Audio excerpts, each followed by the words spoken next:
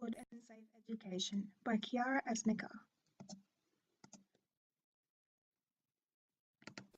Did you know that as of 2012, 31 million students worldwide dropped out of school and an additional 32 million had to repeat a grade? Contemporary models of education contain a variety of philosophies that aim to provide the best and most effective ways to teach and learn. Society is ever-changing, and education structures have and will continue to change along with it. Since the Industrial Revolution, the purpose of education has shifted to a more wholesome development of the student, mind, body, and spirit. This wholesome education keeps in high regard a classroom setting that is supportive and safe. Two education models will be explored and compared, giving insight and depth into education in Australia and the value it places on every student. The first model being looked at has been founded by Scardamalia and Barita, called Knowledge Building Classrooms or Progressive Inquiry. This will be compared to my own model of primary schooling, a mix of traditional, Christian, and progressive learning. Philosophical underpinnings behind education models help us to understand the purpose of the model and the intent for teachers and students. The knowledge-building model is based off of a socially critical education philosophy. This is seen in three main components. The first being a social constructivist argument. This characteristic of Dewey and Vygotsky describes that people learn best not by assimilating what they are told, but rather by a knowledge construction process. For individuals to learn how to construct knowledge, it is necessary that the process be modeled and supported in the surrounding community. A socially critical philosophy is evident in the knowledge-building classroom due to the learning to learn argument by Frank Smith. The focus of Smith's idea is that children will learn to read and write if the people they admire read and write. That is, they will want to join the literacy club and will work hard to become members. Lastly, there is a strong underpinning of a socially critical model of education because of the multicultural argument. Because of the impact modern technology has of integrating people from different nationalities and backgrounds, it is more important than ever before in history for people to develop the skills to communicate and interact with others.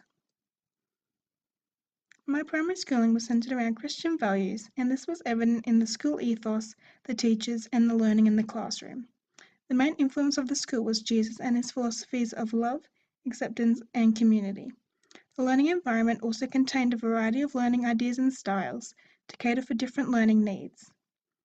For example, authentic learning, group learning, individual learning, didactic learning, and kinesthetic learning was all evident in my primary school setting. This philosophy of love, acceptance, and community allowed students from different backgrounds and nationalities to do their best and grow in a supportive environment. There was also an aversion to bullying, allowing fairness for all students. There was also a philosophy of grace and an understanding that students are human, they make mistakes. There are many goals of the community within a knowledge-building classroom. Firstly, there is epistemic agency. This means that students set forth their ideas and identify gaps in understanding. They deal with problems of goals, motivation, evaluation, and long-range planning that are normally left to the teachers. Another goal of the knowledge-building community is to democratize knowledge. All students are legitimate contributors to the shared goals of the class. All are empowered to engage in knowledge building. The knowledge-building community also promotes constructive use of authoritative sources. To know a discipline is to be in touch with the present state and growing edge of knowledge in the field. This requires respect for and understanding of authoritative sources, combined with a critical stance towards them.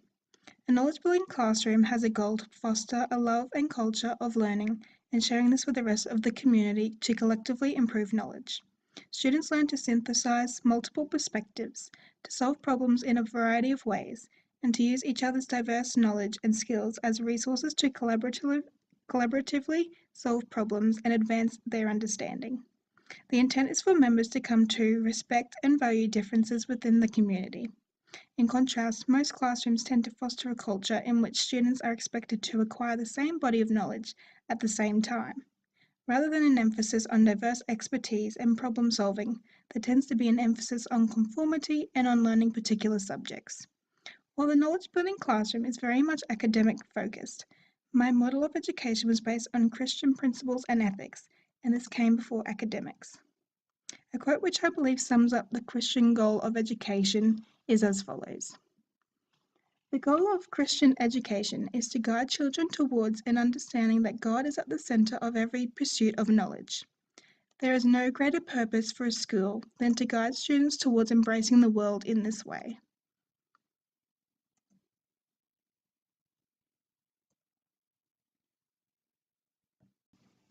The learning activities done in a knowledge-building classroom has a predominant focus on researching, collating, and collaborating on information with peers. The activities of learning communities must provide a means for both individual development and collaborative construction of knowledge and sharing knowledge and skills among members of the community. Activities include group research, class discussions, cross-age tutoring, working together to create artifacts or presentations that make public both what is learnt and ways of learning, and collaborative problem solving where students take on particular roles towards a common end. Some examples of learning activities in a knowledge building class is research-based tasks, which relies on a set of repetitive participant structures to support the research, share, perform activity cycle. This may include jigsaws, crosstalk, research, writing, and design tasks. In addition, the knowledge building classroom is designed to promote critical thinking and reflection skills, such as reading, writing, argumentation, and technological complexity. The learning activities in my primary school setting varied depending on the subject and teacher. I did a lot of authentic learning. Some of the authentic and hands-on learning I remember doing is creating our own magazine and publishing and editing all our own stories. There was also quite a bit of textbook work and worksheets, which was often done individually. While a didactic teaching style and individual written work was majorly used in my school, there was other forms that created balance. I believe this balance was needed because it suited the topics being looked at and allowed understanding from all students.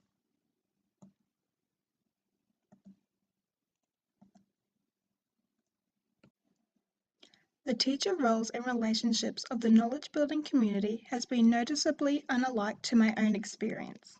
The teachers of a knowledge-building classroom tend to take on roles of facilitating student-directed activities and allowing students the freedom and the time to collaborate, discuss, and research. The power relationship shifts as students become responsible for their own learning and the learning of others. Students also develop ways to assess their own progress and work with others to assess the community's progress. However, most classroom teachers would have complete power and authority.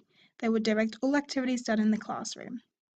My model of education contained a mix of teacher-led and student-led learning. While the younger teachers at the school allow for more freedom to collaborate with peers in comparison to the older teachers, there was an overall balance of working together and working independently in my primary school. In addition, some topics were chosen by the teachers, and at other times the students were given choices on what we wanted to learn and research. The teacher was both a director and a facilitator.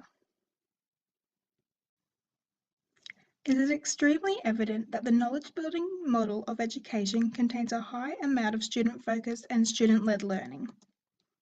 Central roles are those that most directly contribute to the collective activities and knowledge of the community. However, opportunities exist for all community members to participate to whatever extent is possible, and students working in peripheral roles are also valued for their contributions. Centrality and peripherality are context-dependent. Certain students may have more to contribute at a given time, so a student's centrality can change over time. As members of a learning community take on different roles and pursue individual interests towards common goals, students develop individual expertise and identities. Because diversity is important, an atmosphere in which students respect each other's differences needs to develop. During my primary school experience, the utmost importance was placed on the well-being of the students and for them to do their best and enjoy a safe experience at school. The teachers knew that the students were not just blank slates, but that they had ideas and passions that can be expressed and expanded upon during their schooling life.